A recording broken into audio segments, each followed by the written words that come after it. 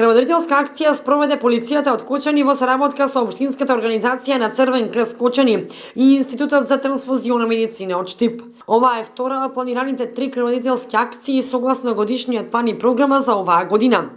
Полициските службеници ја покажаа својата хуманост. Акцијата помина успешно, дарувани околу 30 на единици крв. Со големо задоволство сакам да истакнам дека има голем број на млади полициски службеници кои само што почнале со својата работа, имат се пријавено за доброволно дарување на крв, така да се обновува нашата полициска станица со нови кадри и со нови кои што се доброволно му јавуваат за дарување на крв, така што е еден добар позитивен.